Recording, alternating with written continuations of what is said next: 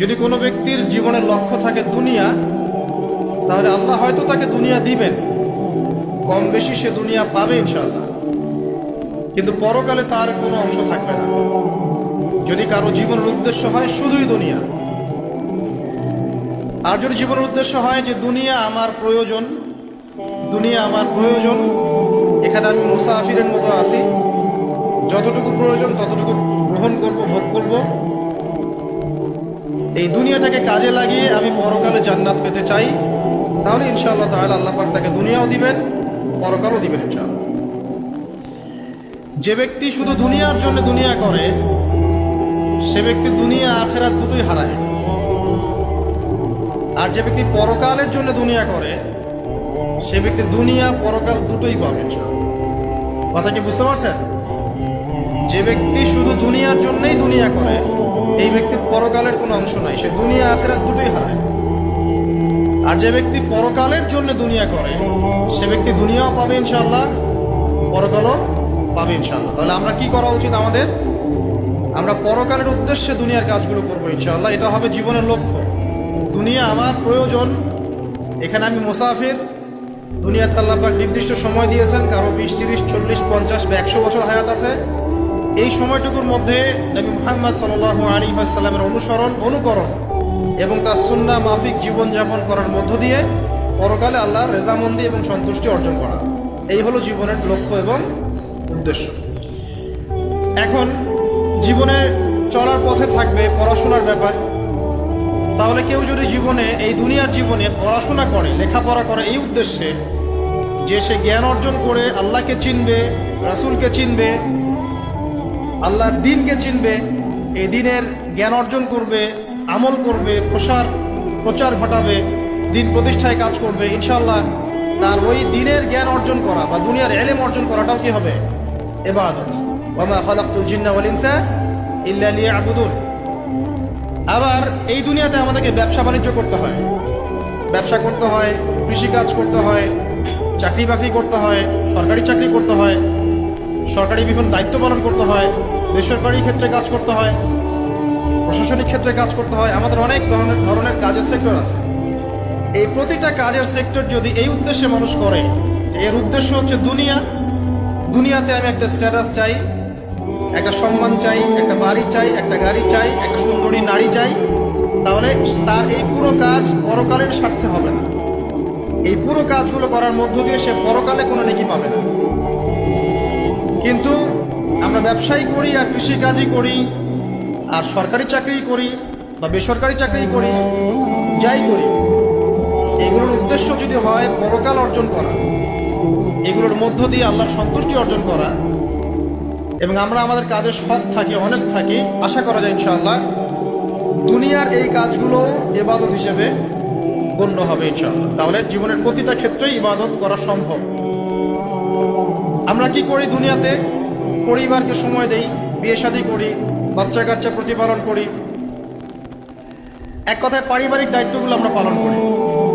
যদি পৃথিবীতে আমরা শুধু দুনিয়ার ভোগবিলাসের কারণে বিয়ে শাদী করি, বাচ্চা কাচ্চা নেই, দুনিয়ার জিনাত, অনলি দুনিয়ার জিনাত, এইসব কারণে যদি আমরা করি, তাহলে আপনার দুনিয়ার কাজগুলো দুনিয়া হিসেবেই গণ্য হবে, এটা পরকালের স্বার্থে গণ্য হবে না। আর পক্ষান্তরে যদি আপনি দুনিয়ার এই পারিবারিক জীবনটাও, আপনার পরিবার, আপনার ভরণ পোষণ, আপনার রিজিক, সন্তান-সন্ততি প্রতিপালন করা, এই প্রত্যেকটা কাজের উদ্দেশ্য এমন করে ফিক্স করেন যে এগুলোর মধ্য দিয়ে আমি আল্লাহর সন্তুষ্টি চাচ্ছি, ইনশাআল্লাহ আপনার এই প্রত্যেকটা কাজই পরকালের নেকির মাধ্যম হিসেবে গণ্য হবে ইনশাআল্লাহ আযজা ওয়া জাল। তো অল্প কথায় আমরা বুঝতে পারলাম যে আল্লাহ পাক এই পৃথিবীতে আমাদেরকে পাঠিয়েছেন শুধুমাত্র তার ইবাদত করার জন্য। আর দুনিয়ার প্রত্যেকটা কাজ তখনই ইবাদত হিসেবে গণ্য হবে যখন কাজগুলো নবী সাল্লাল্লাহু আলাইহি ওয়াসাল্লামের সুন্নাহ মাফিক হবে এবং আমাদের নিয়াত ঠিক থাকবে। নিয়াতটা হবে দুনিয়ার উদ্দেশ্যে নয়, আল্লাহর সন্তুষ্টি আর পরকালের স্বার্থে আমি দুনিয়ার কাজগুলো করছি। আমার কথা কি বুঝতে পারছেন? এই উদ্দেশ্যে যদি আমরা দুনিয়ার কাজগুলো করি, ইনশাআল্লাহ প্রতিটা কাজই কি হবে? ইবাদত হিসেবে গণ্য হবে। এগুলো হচ্ছে তাত্ত্বিক কথা। এখন প্র্যাকটিক্যাল কথায় আসেন যে কিভাবে আমরা আমাদের জীবনটাকে আল্লাহ পাকের রেজামন্দিতে সন্তুষ্টির অর্জনের মাধ্যম হিসেবে ব্যয় করব কিভাবে সম্ভব? আমরা তো তাত্ত্বিক অনেক কথাই বলছি যে করতে হবে, কিভাবে করব, প্র্যাকটিক্যালি কিভাবে করব, এই বিষয়টাই সবচেয়ে বেশি গুরুত্বপূর্ণ। আজকের খুতবা এর মূল আলোচ্য বিষয় এটাই। খুতবা চলাকালীন এদিক ওদিকে দেখার দরকার নাই, রেকর্ডিং হচ্ছে। আর আপনারা তো অজপাড়াগার মানুষ না যে কখনো ক্যামেরা দেখেন নাই, তাই না? আর বাচ্চা কাচ্চারা ওদের মতো থাকবে, ওদেরকে থাকতে দেন। যারা আমরা প্রাপ্তবয়স্ক আছি তারা আমরা খুতবায় মনোযোগ দেই এবং খুতবার মাঝখানে কোনো কথাবার্তা না বলি, মোবাইল ফোনে ব্যস্ত না থাকি। আর একটা বিষয় আমাদের জানা উচিত যে জুমার দিনে এই যে খুতবা চলছে, এই খুতবা চলাকালীন সময়ে আল্লাহ পাক দোয়া কবুল করেন। তাই মনের মধ্যে দোয়া করতে থাকবেন, মনে মনে দোয়া করতে থাকবেন। ইনশাআল্লাহ যদি আপনার রিজিক হালাল হয়, আকীদায় শিরক না থাকে, আমলে বেদাত না থাকে, ইনশাআল্লাহ আপনার দোয়া এখন কবুল হয়ে যাবে ইনশাআল্লাহ। অতএব সময়টাকে কাজে লাগাবেন। তো প্র্যাকটিক্যালি কিভাবে কাজগুলো করবো, এটা হচ্ছে আমার খুতবার মূল জায়গা আজকে। এখনকার তো পরবর্তী জেনারেশন এবং আমরা যারা এখন পরিবার গঠন করেছি তাদের প্রত্যেকের জন্যই এই অংশটুকু খুব গুরুত্বপূর্ণ, বিশেষ করে তরুণ প্রজন্মের জন্য। কারণ এই বিষয়গুলো বলা যতটা সহজ, করা এতটা সহজ নয়। তবে তরুণরা চাইলে সম্ভব ইনশাআল্লাহ তাআলা। আল্লাহ পাক তৌফিক দান করুন, আমিন। আসুন, আয়াতটা আগে মাথায় নেই। আল্লাহ পাক কি বলেছেন সূরা জারিয়াত 56 নম্বর আয়াতে, ওয়া মা খালাকতুল জিন্না ওয়াল ইনসা ইল্লা লিয়াবুদুন। আমি জিন এবং মানব জাতিকে শুধুমাত্র আমার ইবাদত করার জন্যই সৃষ্টি করেছি, ব্যাস। আপনাকে আমাকে কেন পাঠিয়েছেন আল্লাহ পাক দুনিয়ায়? শুধুমাত্র তার ইবাদত করার জন্য। আর দুনিয়ার প্রতিটা কাজই ইবাদত হিসেবে গণ্য হবে যদি আমি কাজগুলোকে কার পদ্ধতিতে করি? নবী মুহাম্মদ সাল্লাল্লাহু আলাইহি ওয়াসাল্লামের দেখানো সুন্নাত এবং পদ্ধতিতে করি। কিন্তু করব কিভাবে, এটা হচ্ছে প্র্যাকটিক্যাল কথা। কিভাবে একজন প্রোডাক্টিভ মুসলিম হবে, এটা হচ্ছে কথা। শুরুটা করতে হবে এখান থেকে যে আজকে থেকে নিয়াত করতে হবে যে আগামী যতদিন আল্লাহ পাক, যত বছর, যত যুগ আমাকে পৃথিবীতে বাঁচিয়ে রাখবেন, তার প্রত্যেকটা দিন আমি এই সুন্নাহর উপর আমল করার চেষ্টা করবো ইনশাআল্লাহ। যদি পারি না পারি সেটা পরের ব্যাপার, আগে নিয়াত থাকবে আমি আমার জীবনের শেষ দিন পর্যন্ত এভাবেই এই পদ্ধতিতে আমল করে যাওয়ার চেষ্টা করব ইনশাআল্লাহ তাআলা। শুরুটা করতে হবে এখান থেকে যে আজকে এশার নামাজ যখন হয়ে যাবে, এশার নামাজ এখানে হয় হয়তোবা 9টায় বা 9:15, প্রত্যেকটা মসজিদে এভাবেই হচ্ছে। 9টায় হোক আর 9:15তেই হোক, আমরা এশার নামাজ জামাতে পড়ার চেষ্টা করবো ইনশাআল্লাহ তাআলা। জামাতে নামাজ পড়ার পরে বাসায় গিয়ে খাওয়া দাওয়া করেই ঘুমিয়ে পড়ব। আজকে থেকে আমাদের ট্রেনিং শুরু, কিভাবে আমি আমার জীবনের পুরো বিষয়টাকে ইবাদত হিসেবে কাটাবো। এটা ট্রেনিং শুরু হবে এখান থেকে, এশার নামাজের পর থেকে। এই জায়গায় যদি আমরা ভুল করি বা এই বিষয়টা শক্ত করে আঁকড়ে ধরতে ব্যর্থ হই, তাহলে বাকি সব কাজগুলো ভেস্তে যাবে। এটা ভালো করে মাথায় রাখবেন। প্রথম কাজ কি? এশার নামাজের পরে কি করবেন? ঘুমিয়ে যাবেন। এখন এশার নামাজের পরে যদি খাবার খান, তারপরে কিছুক্ষণ পড়াশোনা করে হাঁটাহাঁটি করে ঘুমাবেন, কারণ খাবার খাওয়ার সাথে সাথেই বিছানায় যাওয়া উচিত নয়। আর যদি এশার নামাজের আগেই রাতের খাবার খেতে পারেন তাহলে সবচেয়ে বেশি ভালো। এইটাই সুন্নাহসম্মত, এশার নামাজের আগেই রাতের খাবার খেয়ে ফেলা। মাগরিব থেকে এশার মধ্যেই রাতের খাবার খেয়ে ফেলা, তারপরে মসজিদে এসে নামাজ পড়ে বাসায় গিয়ে ঘুমাবো, এটা সবচেয়ে বেস্ট। এখন ঘুমানোর আগে কি করবেন? ঘুমানোর আগে আপনি প্রথমত পড়বেন আয়াতুল কুরসি। আয়াতুল কুরসি কোনটা? আল্লাহু লা ইলাহা ইল্লা হুয়াল হাইয়ুল কাইয়্যুম লা তা'খুযুহু সিনাতুন ওয়া লা নাওম। এখান থেকে লাহু মা ফিস সামাওয়াতি ওয়া মা ফিল আরদি মান যাল্লাযী ইয়াশফা'ু 'ইনদাহু ইল্লা বিইذনিহি ইয়া'লামু মা বাইনা আইদিহিম ওয়া মা খালফাহুম ওয়া লা ইউহিতুনা বিশাইইন মিন 'ইলমিহি ইল্লা বিমা শা'a ওয়াসি'a কুরসিয়ুহু সামাওয়াতি ওয়াল আরদ ওয়া লা ইয়াউদুহু হিফযুহুমা ওয়া হুয়াল আলিয়্যুল আযীম। সূরা বাকারার আয়াত নাম্বার 255। সূরা বাকারার আয়াত নাম্বার 255 হচ্ছে আয়াতুল কুরসি। ঘুমানোর আগে আয়াতুল কুরসি পড়বেন বিছানায় গিয়ে। তারপরে সূরা বাকারার শেষের 3টা আয়াত পড়বেন। সূরা বাকারার শেষের 3টা আয়াত, লিল্লাহি মা ফিস সামাওয়াতি ওয়া মা ফিল আরদ, এখান থেকে শুরু করে ওয়ানসুরনা আলাল কওমিল কাফিরিন পর্যন্ত এই শেষের 3টা আয়াত অবশ্যই পড়বে। ঘুমানোর আগে যে ব্যক্তি আয়াতুল কুরসি পড়বে, আল্লাহর পক্ষ থেকে একজন ফেরেশতা তার কাছে থাকবে সারা রাত। এই ফেরেশতা ওই ব্যক্তিকে পাহারা দিবে ইনশাআল্লাহ, কোনো বিপদ আপদ তাকে স্পর্শ করবে না ইনশাআল্লাহ। রাতের বেলা অনেক বিপদ হতে পারে, চুরি হতে পারে, ডাকাতি হতে পারে, তারপরে আপনার দুষ্ট জিন শয়তান উৎপাত করতে পারে, এছাড়া আপনার জাদুবিদ্যার কাজ হয় রাত্রেবেলা, মানুষ এগুলো করতে পারে, কুফরি গালাম করতে পারে, ক্ষতিকর প্রাণী আপনাকে কামড় দিতে পারে, অনেক কিছু হতে পারে। আপনি তো ঘুমের মধ্যে আছেন, আপনি জানেন না কি হচ্ছে। অতএব আয়াতুল কুরসি পড়বেন, ইনশাআল্লাহ আল্লাহ পাক আপনাকে হেফাজত করবেন ইনশাআল্লাহ। আর সূরা বাকারার শেষের 3টা আয়াত কেন পড়বেন? কারণ নবী সাল্লাল্লাহু আলাইহি ওয়াসাল্লাম বলেছেন, রাতের বেলা সূরা বাকারার 3টা আয়াত যে ব্যক্তি পড়বে, সারা রাত যদি আপনি নফল নামাজ পড়তেন, যে নেকি হতো এই 3 আয়াত পড়ার মাধ্যমে সেই নেকি হয়ে যাবে। ঠিক আছে? সারা রাত ধরে নফল নামাজ পড়া কি কষ্টকর না? এটা সবচেয়ে সহজ হচ্ছে আপনার সূরা বাকারার শেষের 3টা আয়াত পড়বেন, ঘুমিয়ে যাবেন ইনশাআল্লাহ। সারা রাতের নেকি আপনার আমলনামায় লেখা হবে। এগুলো শুধু বললেই হবে না আর শুনলেই হবে না, আমল করতে হবে। কবে থেকে? ইনশাআল্লাহ আজকে থেকে। আল্লাহ পাক সবাইকে আমল করার তৌফিক দান করুন, আমিন। এরপর কি করবেন? এরপর 3 কুল পড়বেন। কয় কুল? 3 কুল। কোনটাকে 3 কুল বলে?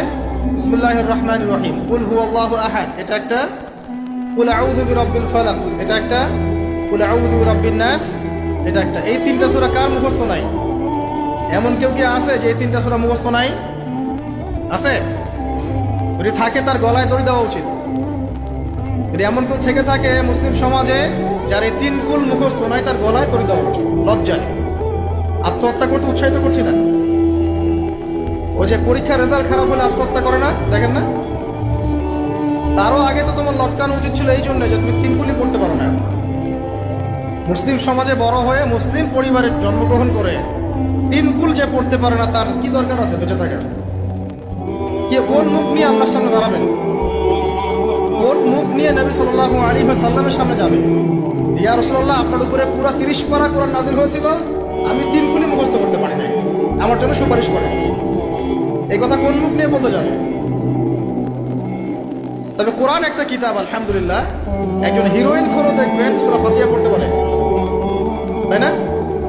একজন হিরোইন খোরকেও দেখবেন সূরা ফাতিহা বলতে পারে। কোরআনের মুজিজা, সবার মনের মধ্যে আল্লাহ পাক কোরআন ঢুকিয়ে দিবেন। তবে চেষ্টা থাকতে হবে না, চেষ্টা করতে হবে। বাচ্চাদেরকে শেখান, বাচ্চাদেরকে লাড়া লাপ্পা না শিখিয়ে বাচ্চাদেরকে ভালো কিছু শেখান। নাহলে এইসব সন্তানরা, এইসব যুবক যুবতীরা বড় হয়ে যে ফিল্ম স্টারদের পিছনে দৌড়াবে, পর্ন স্টারদের পিছনে দৌড়াবে। বিদেশ থেকে কোনো মেয়ে যদি বাংলাদেশে আসে নাচতে, এদেরকে দেখতে টিকিট কাটতে যাবে 12,000 15,000 টাকা দিয়ে। সুসন্তান মানুষ করে যান, কুলাঙ্গার প্রজন্ম জন্ম দিয়ে কি দরকার? এর চেয়ে বাচ্চা নেওয়ারই দরকার নাই। যদি বাচ্চা কাচ্চা এভাবেই মানুষ করবেন তাহলে নেওয়ারই দরকার নাই ভাই। বন্ধা থাকেন, বিয়েই করার দরকার নেই আপনার। বাচ্চা তো মানুষ করতে পারছেন না। আল্লাহ পাক আমাদেরকে বোঝার তৌফিক দেন। 3 কুল পড়ে ঘুমাবেন। 3 কুলের মধ্যে একটা সূরা ইখলাস, একটা সূরা ফালাক, একটা সূরা নাস। কি হবে এটা পড়লে? নবী সাল্লাল্লাহু আলাইহি ওয়াসাল্লাম বলছেন, দৃশ্য ও অদৃশ্য, মানে যা দেখা যায় যা দেখা যায় না, এই দৃশ্য অদৃশ্যের জগতের কোনো ক্ষতি তাকে স্পর্শ করবে না। প্রোটেকশন, আল্লাহর পক্ষ থেকে প্রোটেকশন। আর এটা যখন রাতে পড়বেন তখন এভাবে পড়বেন। একবার সূরা ইখলাস, কুল হুয়াল্লাহু আহাদ, তারপর সূরা ফালাক, কুল আউযু বিরাব্বিল ফালাক, তারপর সূরা নাস, কুল আউযু বিরাব্বিন নাস করে 2 হাত একত্রিত করে ফু দিবেন। দিয়ে মাথা থেকে নিয়ে এভাবে, পুরো মাথা থেকে নিয়ে পুরো বডি এভাবে মাসাজ করুন, এভাবে। ঠিক আছে? এটা 3 বার করবেন, একবার না। একবার পড়বেন, আরেকবার, 3 বার। এরপরে পড়বেন সূরা কাফিরুন। কোন সূরা? কুল ইয়া আইয়ুহাল কাফিরুন লা আ'বুদু মা তা'বুদুন। এই সূরাটা পড়বেন লাকুম দীনুকুম ওয়ালিয়া দীন পর্যন্ত।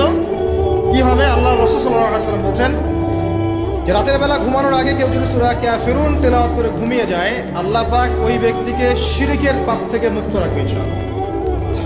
আমি অনেক লেকচারে বলেছি, আবার বলছি, যে যত মানুষ জাহান্নামে যাবে, হাজারে যে 999 জন মানুষই জাহান্নামে যাবে, তাদের আমলনামার মূল পাপটা হচ্ছে শিরক। কথা বুঝতে পারছেন? এই যে হাজারে যে পুরো 99% মানুষ জাহান্নামে যাচ্ছে, এটা তো হাদিস। তার মধ্যে যারা জাহান্নামে যাবে তাদের আমল নামায় সবচেয়ে কমন যে পাপটা থাকবে সেটা হলো কি? শিরকের পাপ। কারণ শিরিক ছাড়া আল্লাহ পাক যে কোনো পাপ তওবা করলেই যাকে ইচ্ছা মাফ করে দিতে পারে। শিরিকরত অবস্থায় কোনো মানুষ যদি মারা যায় তাহলে সে ব্যক্তি জাহান্নামে যাবে, এটাই চূড়ান্ত। ইল্লা মাশাআল্লাহ।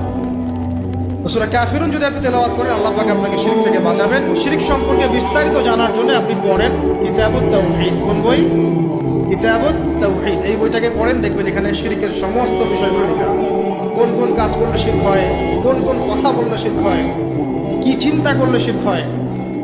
মনে রাখেন, এই যুগে সবচেয়ে বেশি যে পাপে মানুষ ডুবে আছে এটা হলো শিরকের পাপ।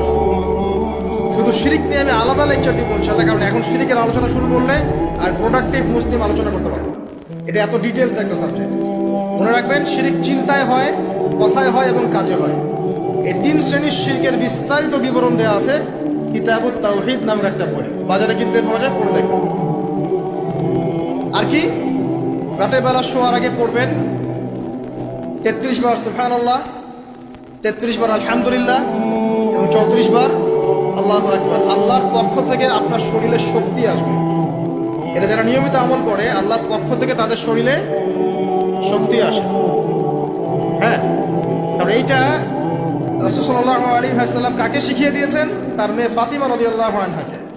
ফাতিমা রাদিয়াল্লাহু আনহা এবং আলী রাদিয়াল্লাহু আনহু তারা দুজন গিয়েছেন আল্লাহ রাসূলের দরবারে, গিয়ে বলেছেন আমাদেরকে একজন দাসী বা দাস দিন।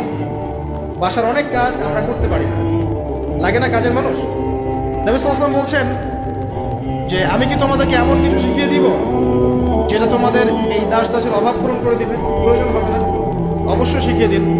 তখন নবীজি শিখালেন সাল্লাল্লাহু আলাইহি ওয়াসাল্লাম যে ঘুমানোর আগে 33 বার সুবহানাল্লাহ পড়বে, 33 বার আলহামদুলিল্লাহ এবং 34 বার আল্লাহু আকবার। তোমাদের দাস দাসের প্রয়োজন হবে না ইনশাআল্লাহ। ওর ব্যাখ্যায় অনেক ওলামায়ে কেরাম বলেছেন যে এটা নিয়মিত আমল করতে থাকলে রোগ ব্যাধি কম হয়, শরীরে শক্তি আসে, এনার্জি বাড়ে, আপনি নিজের কাজ নিজেই করতে পারবেন ইনশাআল্লাহ। আসুন সামনে যাই। এরকম ঘুমানোর আরো বেশ কিছু আমল আছে, আমি অল্প কয়েকটা বললাম, এগুলোই করা শুরু করেন, আল্লাহ তৌফিক দান করেন। আর যদি পারেন ওযু করে ঘুমাতে পারলে আরো বেশি ভালো হয়। এবার আপনি ঘুমাচ্ছেন ডান কাত হয়ে, কি পড়বেন এই সময়? আল্লাহুম্মা বিসমিকা আমুতু ওয়া আহইয়া, আলহামদুলিল্লাহ, দোয়া সবার মুখস্থ আছে। এবার ঘুমান। এই যে ঘুমাচ্ছেন আপনি 3 ঘন্টা বা 4.5 ঘন্টা বা 6 ঘন্টা, আপনার এই পুরো ঘুমটা হবে ইবাদত ইনশাআল্লাহ। এবং পবিত্র অবস্থায় ঘুমানোর অভ্যাস করতে থাকলে আল্লাহর পক্ষ থেকে আপনি সত্য স্বপ্ন দেখতে পারেন। এখন একটা সায়েন্স একটা বিশ্বাস করে না, আর এই সায়েন্সকে নিয়ে আমার কোনো মাথা ব্যথাও নেই, কারণ এই আজকে একটা কথা বলে কালকে একটা কথা বলে, ঠিক আছে? আল্লাহর পক্ষ থেকে আপনি সত্য স্বপ্ন দেখতে পারেন।